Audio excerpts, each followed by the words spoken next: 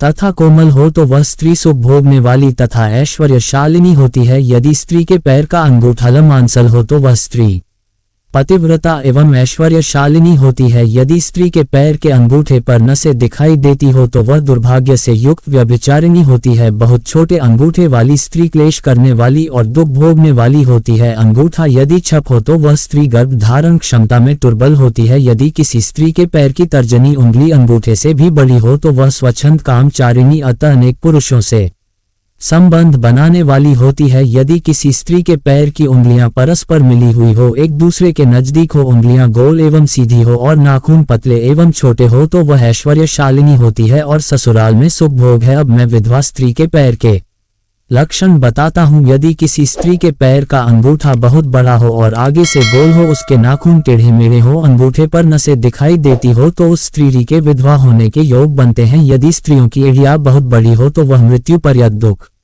भोगने वाली होती है और यदि स्त्री के पैर मांस रहित हो तो ससुराल के भाग्य को नष्ट कर देती है। यदि किसी स्त्री के पैर की अनामिका उंगली बाकी उंगलियों की तुलना में बहुत छोटी हो तो वह कलह करने वाली और घर के वातावरण को असहनीय बना देने वाली होती है। यदि किसी स्त्री के पैर की मध्यमा उंगली अर्थात बीच की उंगली ज्यादा लंबी हो तो वह विवाह के लिए अयोग्य होती है। जो स्त्री चलते समय पैर पटकते हुए चलती हो और धम धम आवाज करती हो तो वह अपने पति का विनाश करने वाली होती है। भगवान विष्णु कहते हैं, देवी इन्हीं लक्षणों के कारण सुकन्या समय से पहले विधवा हुई थी। पिछले जन्म के कर्मों के कारण ही स्त्री के विधवा होने के योग बनते हैं। जो स्त्री अपने पति का अपमान करती है, उसका नाम लेकर बुलाती है तथा उसके भोजन करने से पहले ही भोजन करती है तो वह स्त्री निश्चित ही समय से पहले विधवा होती है। एक पतिव्रता स्त्री कभी पति का अपमान नहीं करती, कभी उसे नाम लेकर नहीं बुलाती और सदैव पति से एकनिष्ठ रहकर उसकी इच्छा के अनुसार चलती है। उस स्त्री की कभी दुर्गति नहीं होती और वह मृत्यु के पश्चात मेरे लोक को प्राप्त करती है। तो दोस्तों, इस प्रकार से भगवान विष्णु ने मां लक्ष्मी को अत्यंत महत्वपूर्ण कथा सुनाई है। उम्मीद है आपको ये जानकारी अच्छी लगी होगी। वीडियो को लाइक जरूर करें और कमेंट में जय श्री हरि। स्त्री की कभी दुर्गति नहीं होती और वह मृत्यु के पश्चात मेरे लोक को प्राप्त करती है। तो दोस्तों, इस प्रकार से भगवान विष्णु ने मां लक्ष्मी को अत्यंत महत्वपूर्ण कथा सुनाई है। उम्मीद है आपको ये जानकारी अच्छी लगी होगी। वीडियो को लाइक जरूर करें और कमेंट में जय श्री हरि विष्णु और जय मां लक्ष्मी जरूर लिखें। साथ ही अगर आपने चैनल को सब्सक्राइब नहीं किया है तो सब्सक्राइब जरूर करें। आप सभी का धन्यवाद।